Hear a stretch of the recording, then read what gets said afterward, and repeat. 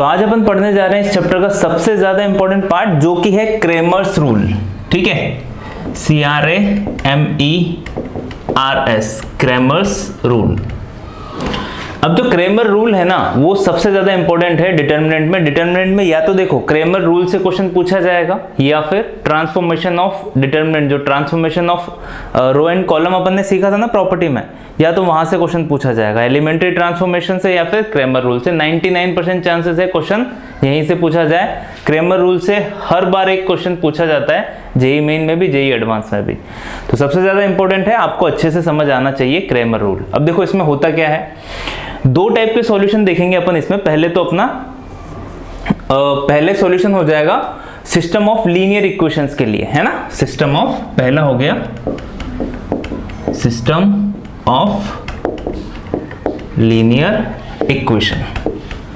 System of linear equation में 3 equation मिलेगी अपन को, है ना। मैं 2x2 का नहीं, मैं 3x3 के बारे में ही पूरा बता रहा हूं आपको। मतलब x, y और z के बारे में बात कर रहे हैं अपन, ओनली x और y के बारे में बात नहीं कर रहे हैं। तो a1x plus b1y plus c1 equals to d1 हो गया। a2x plus b2y plus c2 equals to d2। a3x plus b3y plus c3 equals to d3। 3 equation दी हुई है, सिस्टम ऑफ लीनियर इक्वेशन है। देखो तीनों की तीनों लीनियर इक्वेशन है, तो these are called system of linear equation. अब इसके सॉल्यूशन की बात करेंगे अपन, तो उसके लिए आपको ये पता होना चाहिए कि डेल्टा क्या होता है। डेल्टा इक्वल्स टू होगा ये x का कोफिशिएंट, y के कोफिशिएंट और z, है ना। मैंने यहाँ पे z नहीं लगाया है, z के कोफिशिएंट का जो डिटरमिनेंट बनेगा उसको अपन क्या बोलेंगे यहाँ पे, डेल्टा। तो डेल्टा की वैल्यू क्या हुई, a1 a2 a3 b1 b2 b3 c1 c2 c3। ये सीधा याद होना चाहिए आपको डेल्टा क्या है। उसके बाद डेल्टा x यूज होगा। डेल्टा x क्या होता है, x के कोफिशिएंट की जगह कांस्टेंट टर्म जो है d1 d2 d3 वो आ जाएगा। मतलब a1 a2 a3 की जगह आ जाएगा d1 d2 d3, बाकी सब same, b1 b2 b3 c1 c2 c3। Okay, now delta y। अब डेल्टा y क्या होगा, तो y की जगह, y के जो कोफिशिएंट है उनकी जगह क्या आ जाएगा, कांस्टेंट अपने पास d1 d2 d3। तो यहाँ पे a1 a2 a3 ऐसा का ऐसा रहेगा। यहाँ पे क्या आ जाएगा, d1 d2 d3 और c1 c2 and c3। Similarly जो डेल्टा z होगा उसमें z के कोफिशिएंट की जगह क्या आ जाएगा, d1 d2 d3। तो a1 a2 a3 ऐसा कैसा रहेगा, b1 b2 b3 और c1 c2 c3 की जगह आ जाएगा d1 d2 d3। ये आपको क्लियर हुआ होगा, ये तो आपको ध्यान रखना ही पड़ेगा। अब देखो बोर्ड में आप किस कैटेगरी के क्वेश्चन सॉल्व करोगे, बोर्ड के अकॉर्डिंग क्या होता है, यूजिंग द क्रेमर रूल। इसमें होगा क्या, बाय क्रेमर रूल होगा क्या इसमें, 1 upon delta equals to x upon delta x equals to y upon delta y equals to z upon delta z। तो ऐसा क्रेमर के रूल के अकॉर्डिंग होता है। ठीक है, क्रेमर ने ये बोल दिया 1 upon delta equals to delta upon delta x equals to y upon delta y equals to z upon delta z। तो मैं यहाँ से x की वैल्यू फाइंड आउट कर सकता हूँ। फर्स्ट दोनों को इक्वल करो तो x की वैल्यू क्या हो जाएगी, delta x upon delta. y की वैल्यू क्या हो जाएगी सिमिलर वे में, delta y upon delta. z की वैल्यू क्या हुई, डेल्टा z अपॉन डेल्टा। तो ये x y z की वैल्यू हो गई। तो अगर बोर्ड के क्वेश्चन यहीं तक सीमित होते हैं, 3 इक्वेशन दे देगी क्रेमर रूल से, आपको क्या बोलेगा वो, x y z की वैल्यू बताओ। तो डेल्टा x निकाल सकते हो, डिटरमिनेंट की वैल्यू, डेल्टा निकाल सकते हो, डिटरमिनेंट की वैल्यू, दोनों को डिवाइड कर दोगे, you will get the value of x। तो बोर्ड के क्वेश्चन यहीं तक सीमित होते हैं। अब देखो यहाँ पे क्या होता है, for Cramer rule, for Cramer's rule delta should not equals to 0। तो इसमें कंपलसरी है कि डेल्टा की वैल्यू 0 नहीं होनी चाहिए। अगर डेल्टा की वैल्यू 0 हो गई तो क्या हो गया, नो क्रेमर रूल, वहां पे क्रेमर रूल नहीं लगेगा। बट क्वेश्चन आईआईटी में वहीं से पूछे जाते हैं। ठीक है, तो अभी अपन बात कर रहे हैं डेल्टा के ऊपर। ठीक है, ये यहां तक तो क्या है, बेसिक बोर्ड वाला पार्ट हो गया। इंपॉर्टेंट पार्ट ये है, ये जो अब डायग्राम बनेगा। तो डेल्टा के 2 केस हुए। पहला केस क्या हुआ, जब delta not equals to 0, delta not equals to 0, तो डेल्टा x की वैल्यू कुछ ना कुछ होगी, सिमिलरली डेल्टा y की वैल्यू कुछ ना कुछ होगी, और डेल्टा z की वैल्यू भी कुछ ना कुछ होगी। ये पता चल गया। तो यहां से x equals to delta x upon delta निकल के आएगा, y इक्वल्स टू भी डेल्टा y अपॉन डेल्टा निकल के आएगा, क्योंकि डेल्टा नॉट इक्वल्स टू 0 है, और z इक्वल्स टू भी डेल्टा z अपॉन डेल्टा निकल के आएगा, है ना। तो यूनिक सॉल्यूशन मिलेंगे ना अपन को, x की भी एक वैल्यू मिलेगी, y की भी और z की भी। तो इसके सॉल्यूशन को अपन क्या बोलेंगे, यूनिक सॉल्यूशन। या फिर ऐसा कोई भी सिस्टम जिसका कोई ना कोई सॉल्यूशन मिल रहा है, उसको अपन क्या बोलते हैं, कंसिस्टेंट सिस्टम ऑफ सॉल्यूशन। ठीक है, तो मैं यहाँ पे कंसिस्टेंट सॉल्यूशन भी लिख रहा हूं, क्योंकि कभी कभी क्वेश्चन नाम से ही पूछा जाएगा, travel, non travel, consistent, non consistent, इस टाइप से पूछे जाते हैं एग्जाम में जो है। तो ये नाम जो है ये भी ध्यान रखना, ये कौन सा सिस्टम है या कौन सा सॉल्यूशन है, कंसिस्टेंट सॉल्यूशन। कंसिस्टेंट सॉल्यूशन या कंसिस्टेंट सिस्टम भी आप लिख सकते हो, कंसिस्टेंट सिस्टम लिखेंगे अपन। ठीक है, कंसिस्टेंट मतलब क्या है, सॉल्यूशन आना चाहिए, नो सॉल्यूशन हुआ तो उस केस में क्या हो जाएगा, इनकंसिस्टेंट। तो ये तो आपको समझ आ गया कि यहाँ पे यूनिक सॉल्यूशन होंगे या फिर कंसिस्टेंट होंगे। अब दूसरा, जब डेल्टा इक्वल्स टू 0 हो, है ना, जब डेल्टा की वैल्यू 0 हो। अब जब डेल्टा इक्वल्स टू 0 हो गया ना, तो यहाँ पे दो केस बन जाते हैं अपने पास। पहला केस क्या बन जाता है, जब delta x equals to delta y equals to delta z, तीनों की वैल्यू ही क्या हो, 0 हो। मतलब क्या हो गया, देखो डेल्टा तो 0 ही है, पहले से ही क्या है, यहाँ पे डेल्टा अपने पास 0 ही है। अब क्या हुआ, डेल्टा x भी 0, डेल्टा y भी 0, डेल्टा z भी 0, तो ये डिनोमिनेटर तो पहले से ही 0 था ना, और delta x, delta y, delta z तीनों ही 0 हो गए, तो 0 बाय 0 बन गया। उसको अपन क्या बोलेंगे यहाँ पे, इनफाइनाइट सॉल्यूशन। तो अगर ऐसा हुआ तो इसको मैं क्या बोलूंगा यहाँ पे, इनफाइनाइट सॉल्यूशन। अब इनफाइनाइट सॉल्यूशन है, बट सॉल्यूशन तो है ना, तो सिस्टम कौन सा हुआ, कंसिस्टेंट सिस्टम।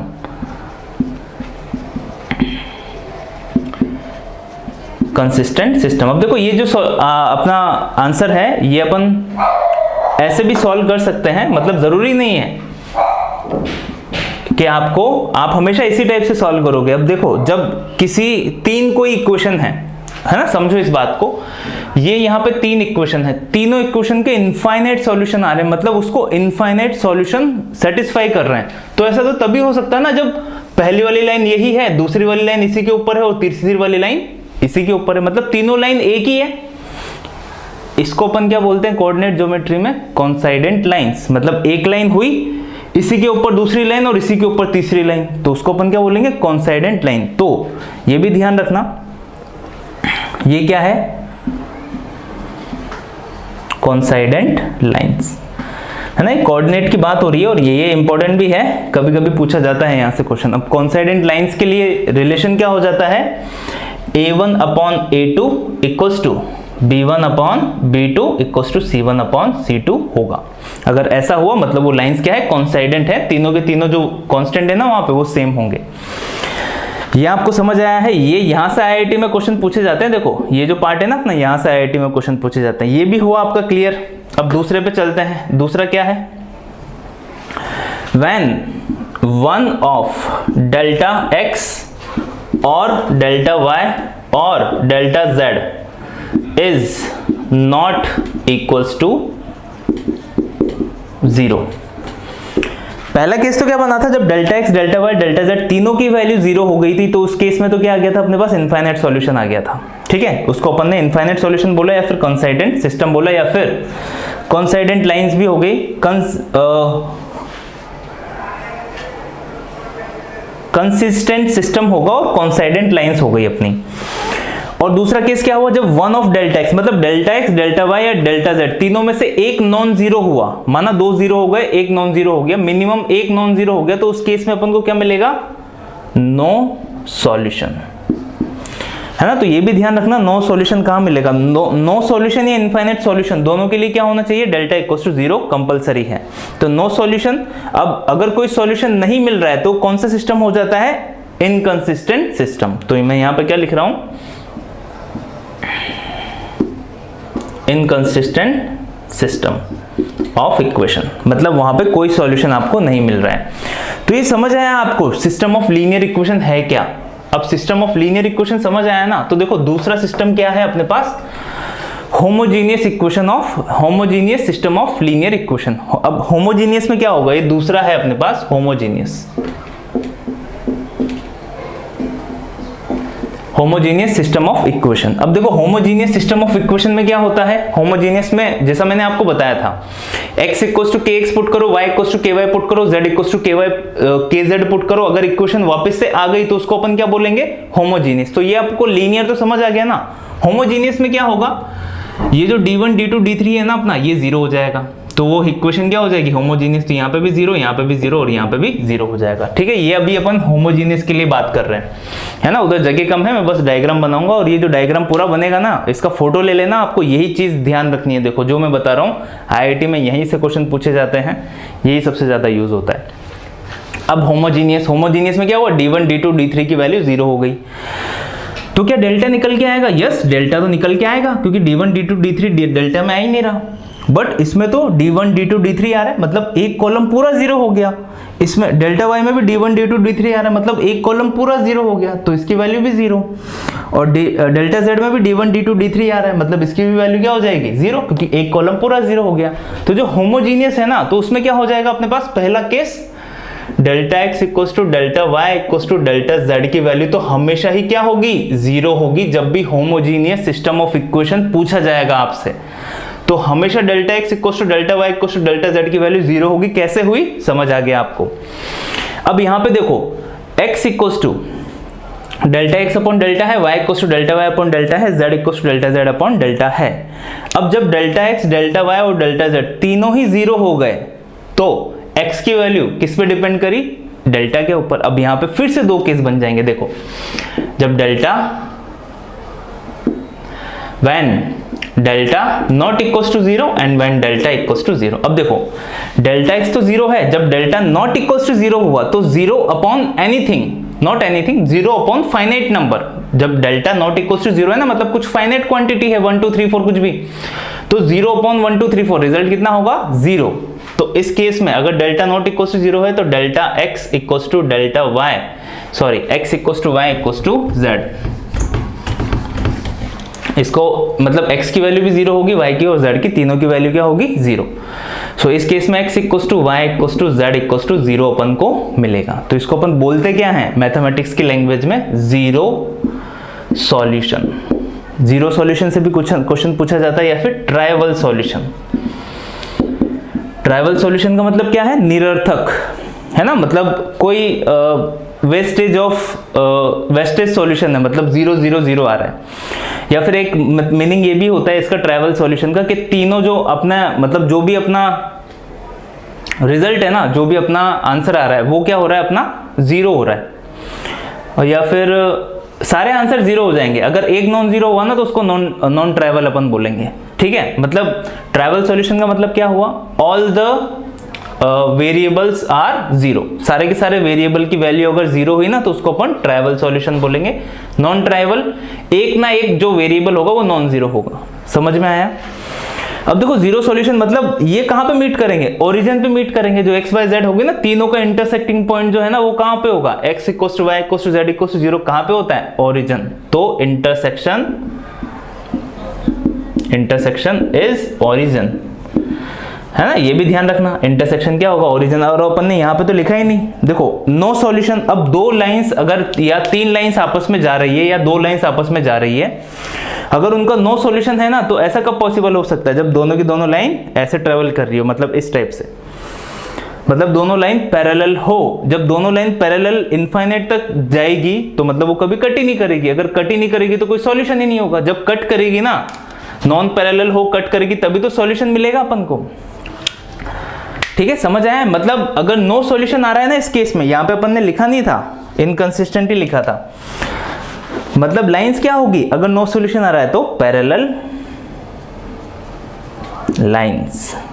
और पैरेलल लाइंस की कंडीशन क्या होगी, अगर मैं इसमें कंडीशन ढूंढने की कोशिश करूं तो a1 upon a2 equals to b1 upon b2 equals to c1 upon c2 is not equals to d1 upon d2। जो पैरेलल लाइंस होगी उसकी वैल्यू d1 अपॉन d2 के इक्वल नहीं होगी, है ना, वो अलग होगा, बाकी तीनों सेम हो गए। और यहाँ पे भी जो है ना equals to d1 upon d2 लिख लो आप, d1 अपॉन d2, क्योंकि अगर d1 d2 d3 की वैल्यू अलग हो गई ना तो आपकी लाइंस जो है ना वो क्या हो सकती है, पैरेलल हो सकती है। बाकी ये चारों सेम हुए ना तो उस केस में हमेशा क्या होगी, कॉन्साइडेंट ही होगी। तो कॉन्साइडेंट में सारे के सारे वेरिएबल सेम होने चाहिए, पैरेलल में जो है आपके अपने ओनली इक्वल्स टू वाला जो पार्ट है वो आपका डिफरेंट होगा।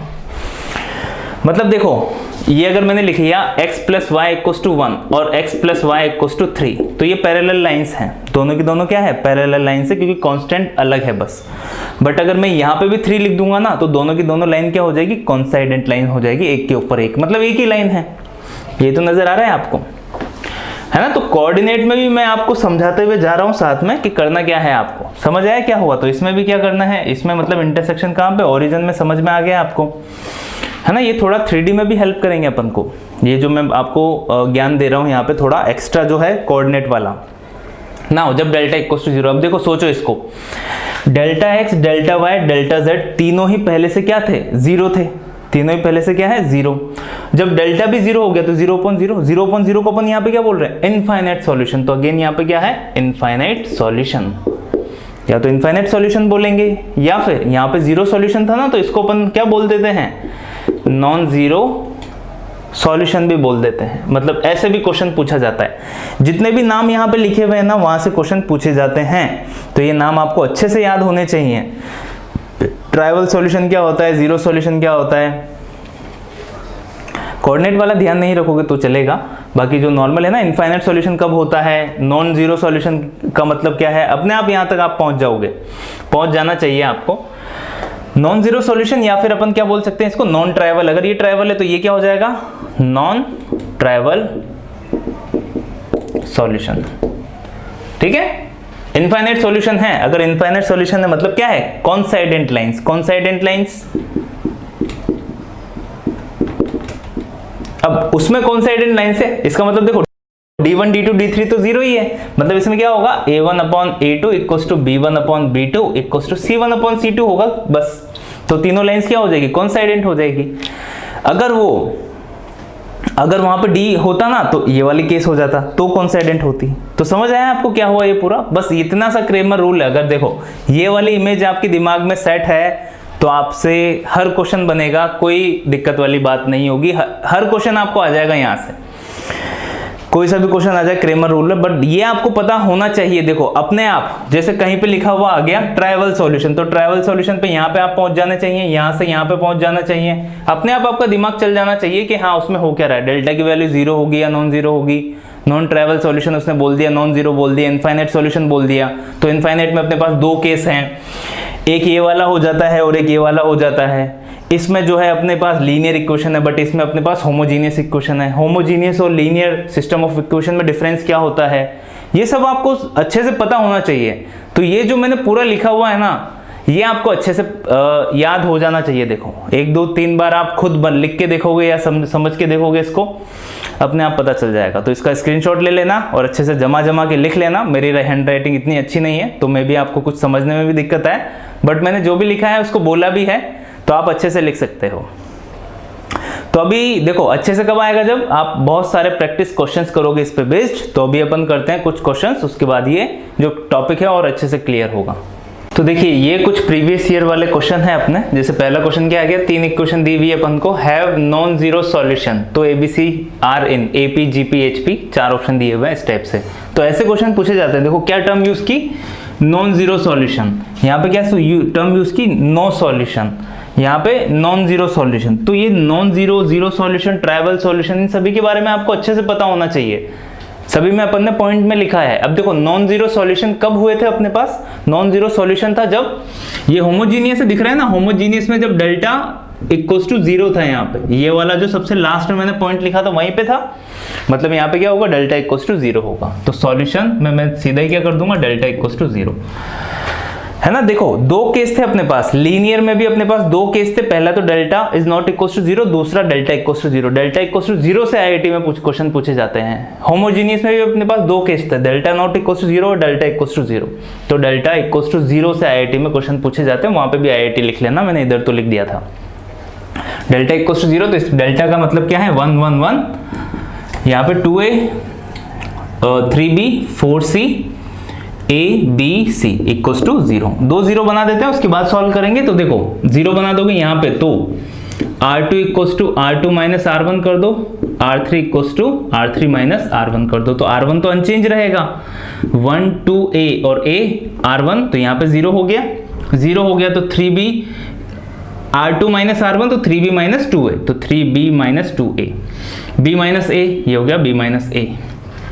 यहाँ पे कितना हो जाएगा 1 माइनस 1 0, है ना। r3 माइनस r1 है, 4c minus 2a, 4c minus 2a, c minus a, c minus a। या फिर आप सीधा ओपन करना चाहते हो तो भी इतना हार्ड नहीं है, वो भी आप कर सकते हो। अभी देखो मैंने किसके अकॉर्डिंग ओपन किया, मैंने ओपन किया इसको C1 के अकॉर्डिंग। C1 के अकॉर्डिंग ओपन किया तो ये गया और ये गया पूरा, तो क्या बचा अपने पास दिस इनटू दिस।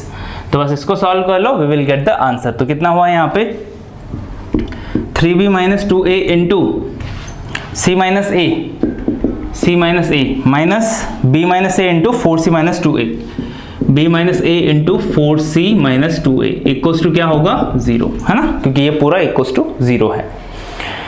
तो अब इसको सॉल्व करोगे तो मल्टीप्लाई करोगे तो पूरा सॉल्व करना। चलो सॉल्व कर ही लेते हैं अपन। c से मल्टीप्लाई करोगे तो कितना हो गया ये 3bc माइनस 2ac माइनस का 3ab plus 2a square.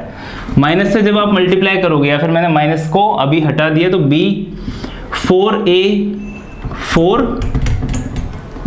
4bc minus 2ab then minus का 4ac minus 4ac plus 2a square, ये होगा। अब मैं फिर से इसको लिख रहा हूं, वो ब्रैकेट हटा के इक्वल्स टू 0। तो देखो यहाँ पे ये जो प्लस का 2a स्क्वायर है ना, ये माइनस का 2a स्क्वायर से कैंसिल आउट हो रहा है, क्योंकि यहाँ पे माइनस का 2a स्क्वायर है। और कुछ कैंसिल आउट हो रहा है क्या 3bc, यहाँ पे bc, यहाँ पे कितना है माइनस 3bc पॉजिटिव वाला है, ये माइनस का 4bc आ गया इधर, ठीक है। उसके बाद माइनस का 2ac ये यहाँ पे भी है ac, तो यहाँ पे माइनस का 2ac है, और यहाँ पे कितना है, ये माइनस माइनस क्या हो जाएगा प्लस, तो प्लस 4ac। ये भी कंप्लीट हो गया, ये कंप्लीट और ये दोनों भी क्या हो गए कंप्लीट हो गए। ab वाला टर्म है, इधर भी ab वाला टर्म है। यहाँ पे कितना है माइनस का 3ab, ये माइनस माइनस कितना हो जाएगा प्लस 2ab इक्वल्स टू 0। सारे के सारे जो लाइनें हैं वो सारे के सारे एक जैसे ही हैं। कितना बचा माइनस का bc, यहाँ पे कितना बचेगा प्लस 2ac, यहाँ पे बचेगा माइनस का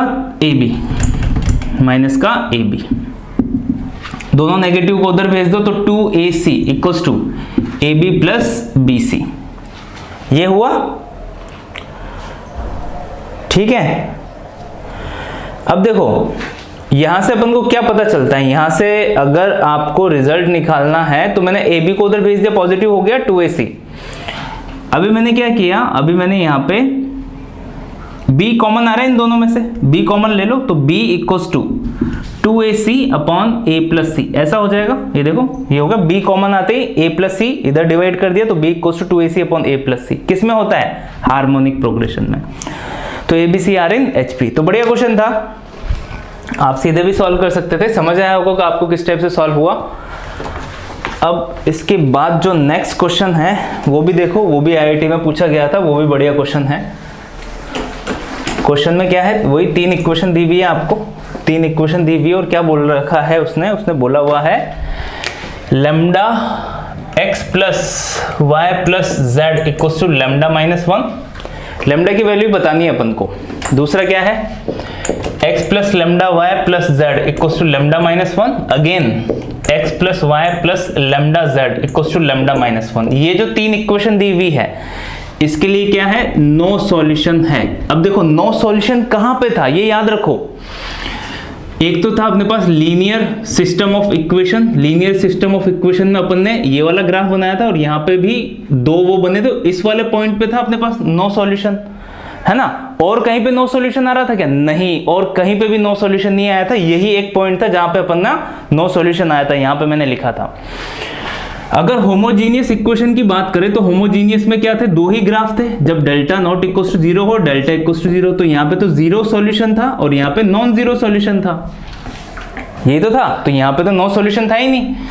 तो ये ध्यान रखना आपका, ये आपको पता होना चाहिए कि हाँ नो सॉल्यूशन कहाँ पे आता है, अनकंसिस्टेंट सिस्टम कहाँ पे आता है, या नॉन जीरो की जगह, नो सॉल्यूशन की जगह ये अनकंसिस्टेंट सिस्टम भी लिख सकता था, उसमें भी आपको आना चाहिए था क्वेश्चन। तो देखो ये कब आया था? जब डेल्टा इक्वल टू क्या था? 0। यहाँ पे तो क्या था? Delta not equal to 0। तो डेल्टा इक्वल टू 0 अप्लाई कर दो, तो यहाँ पे लैम्डा 1 1 1 लैम्डा 1 1 1 लैम्डा, यही बनेगा शायद इक्वल टू 0। यहाँ से लैम्डा की वैल्यू आ जाएगी। तो सॉल्व कर दो। 2 0 बनाना हो तो बना सकते हो, मैं सीधा ही अप्लाई कर रहा हूँ। देखो lambda into lambda square minus 1 lambda square minus 1 है ना। R1 के अकॉर्डिंग ओपन किया मैंने, इसके अकॉर्डिंग 1 इंटू माइनस 1 इंटू क्या हो जाएगा? ये गया lambda minus 1 plus 1 into 1 minus lambda equals to 0। ये हुआ lambda into lambda square minus 1, यहाँ पे माइनस का lambda plus 1 minus lambda equals to 0। तो यहाँ पे हो गया अपने पास पूरा ये lambda into lambda square minus 1 into plus 2 minus 2 lambda equals to 0, यही बनेगा। ठीक है। अभी इसको जब आप सॉल्व करोगे तो ये तो क्यूबिक इक्वेशन बनी। देखो अंदर मल्टीप्लाई कर दो तो लैम्डा क्यूब माइनस का 2 लैम्डा माइनस का 3 लैम्डा हो गया प्लस 2 इक्वल्स टू 0, यही बनेगा। Lambda into lambda square lambda cube minus का लैम्डा और माइनस का 2 लैम्डा माइनस का 3 लैम्डा हो गया प्लस 2 इक्वल्स टू 0। इसके फैक्टर्स फाइंड आउट करने, तो देखो इसके फैक्टर्स तो x लैम्डा इक्वल्स टू 1 इसको सेटिस्फाई कर रहा है, लैम्डा इक्वल्स टू 1 क्या कर रहा है? इसको सेटिस्फाई कर रहा है। लैम्डा इक्वल्स टू 1 पुट करते हैं यहाँ पे 1 माइनस 3 प्लस 2 इक्वल्स टू 0 हो गया। तो लैम्डा माइनस 1 क्या होगा? इसका एक फैक्टर होगा। तो बस अभी क्या करना है आपको? लैम्डा क्यूब माइनस का 3 लैम्डा प्लस 2 इक्वल्स टू 0 ये बनाना है। तो लैम्डा माइनस 1 इसका एक फैक्टर है, लैम्डा माइनस 1 ऐसा 3 बार लिखते हैं अपन।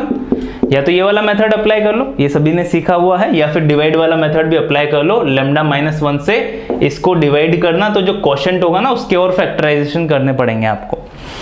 तो दोनों में से कोई सा भी तरीका, तो मैं ये वाला तरीका यूज कर रहा हूं। तो देखो लैम्डा क्यूब बनाने के लिए इसको किससे मल्टीप्लाई करेंगे? Lambda square into lambda cube बन गया। अब लैम्डा स्क्वायर माइनस का लैम्डा कितना? लैम्डा स्क्वायर इंटू माइनस 1 कितना हुआ? माइनस का lambda square. But lambda square तो बनाना ही नहीं है, तो मैंने इसको क्या किया? प्लस के लैम्डा से मल्टीप्लाई कर दिया। तो लैम्डा इंटू लैम्डा प्लस का लैम्डा स्क्वायर और माइनस का लैम्डा स्क्वायर बैलेंस होके 0 हो गया, तो लैम्डा स्क्वायर हट गया। नेक्स्ट क्या आ रहा है? लैम्डा इंटू माइनस 1 माइनस का लैम्डा आया, बट माइनस का लैम्डा नहीं, कितना चाहिए अपन को? माइनस का 3 लैम्डा चाहिए अपन को। लैम्डा इंटू माइनस 1 कितना हो रहा है? माइनस का लैम्डा ही हो रहा है, बट कितना चाहिए? माइनस का 3 लैम्डा। देखो अगर किसी को ये मेथड पता नहीं है तो मैं और अच्छे से डिटेल में बता देता हूँ, अच्छे से 1-2 मिनट ज़्यादा लगेंगे, कोई बात नहीं। लैम्डा माइनस 1 इक्वल्स टू 0, तो ये बनाना है अपन को। तो मैंने लैम्डा किससे मल्टीप्लाई करूंगा? लैम्डा स्क्वायर से, तो लैम्डा क्यूब बन गया, लैम्डा क्यूब माइनस का लैम्डा स्क्वायर ये बना। बट लैम्डा स्क्वायर तो चाहिए ही नहीं अपन को, तो ये जो माइनस का लैम्डा स्क्वायर है इसको हटाना पड़ेगा। उसके लिए क्या करना पड़ेगा आपको? प्लस के लैम्डा से मैंने मल्टीप्लाई किया, तो लैम्डा इंटू लैम्डा क्या हो गया? पॉजिटिव का लैम्डा स्क्वायर। अब ये दोनों बैलेंस हो गए, 0 हो गए, हट गया। प्लस का लैम्डा इंटू माइनस का 1 कितना हुआ? माइनस का लैम्डा। बट माइनस का लैम्डा नहीं चाहिए अपन को, कितना चाहिए? माइनस का 3 लैम्डा चाहिए, तो इसको माइनस का 2 लैम्डा और चाहिए। उसके लिए मैंने क्या किया? माइनस का 2 से मल्टीप्लाई कर दिया। माइनस का 2 इंटू लैम्डा माइनस का 2 लैम्डा बन गया, माइनस का 3 लैम्डा।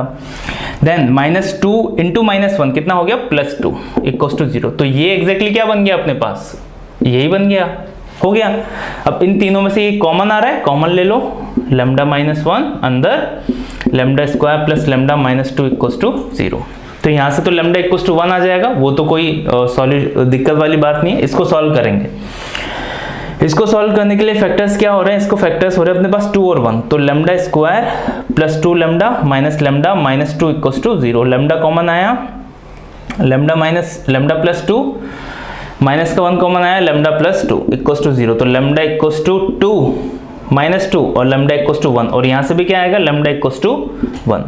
तो एग्जैक्टली लेमडा की दो ही वैल्यू आ रही है, लेमडा इक्वल्स टू -2 और लेमडा इक्वल्स टू 1। अब देखो, अब इतना बड़ा क्वेश्चन सॉल्व करने के बाद देखो होता क्या है, बेसिकली एग्जाम में जो एवरेज स्टूडेंट होता है, जो एवरेज बच्चा होता है, जो काफी कम तैयारी करता है और प्रैक्टिस कम करता है, उसके साथ होता क्या है, जैसे जेईई मेन का पेपर अटेम्प्ट करने गया है ना, और वो पेपर देना उसने स्टार्ट किया और गलती से उसने क्या किया, पहले ही मैथ्स का सेक्शन सेलेक्ट कर लिया।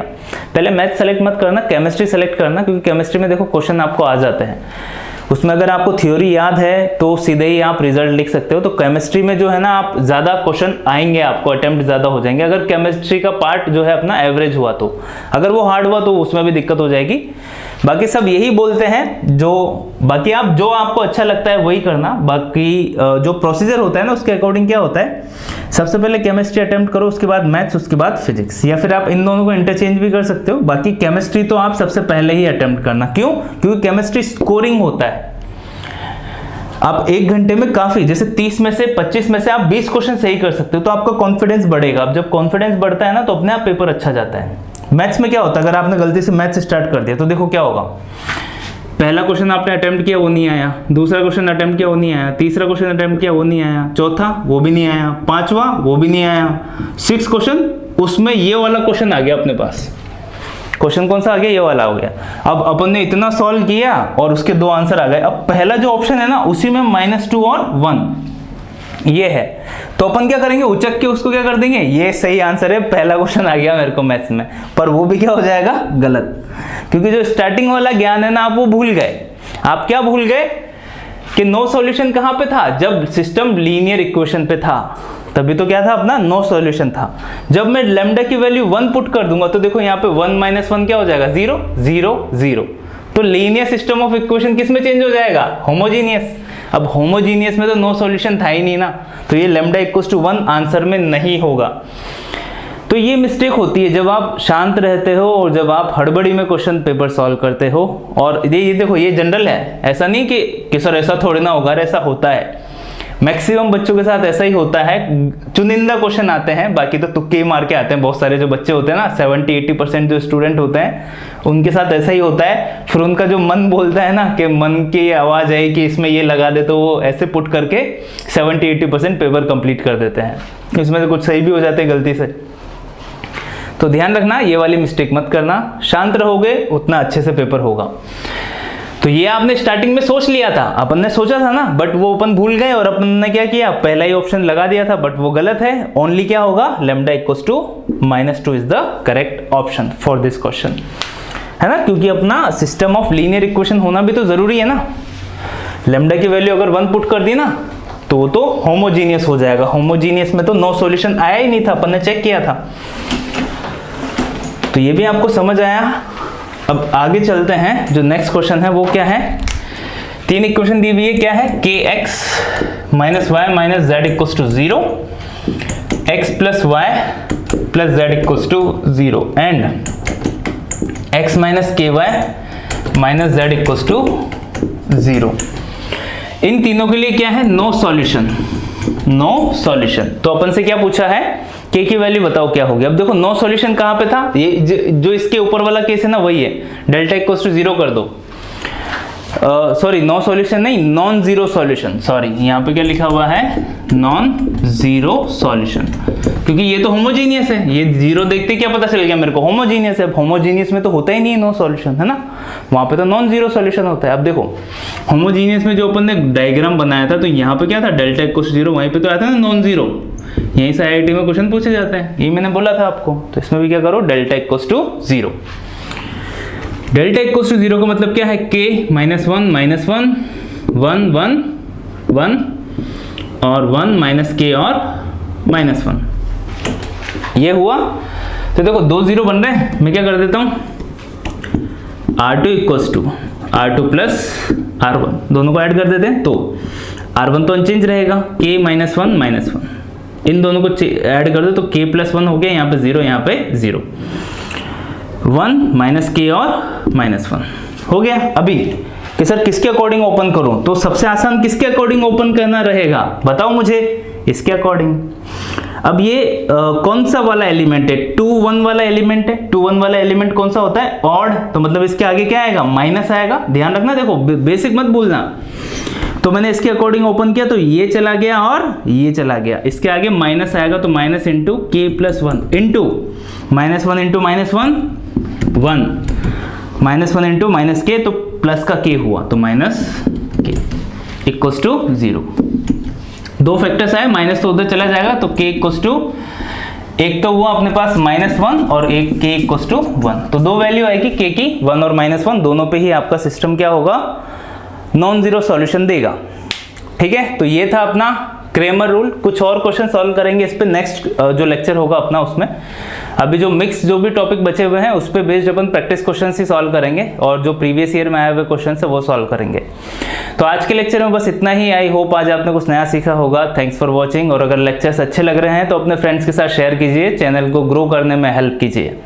और प्रैक्टिस जो आप कर रहे हो उसमें मैं भी आपकी हेल्प कर रहा हूँ। डिस्क्रिप्शन में या कमेंट बॉक्स में आपको मिलेगा डीपीपीस का लिंक, या कम्युनिटी टैब में आप जाइए, वहाँ पे भी आपको डीपीपीस का लिंक मिलेगा, वहाँ पे जाइए। विद सॉल्यूशन डीपीपी है, तो कोई क्वेश्चन नहीं आता तो सॉल्यूशन देखिए और प्रैक्टिस कीजिए।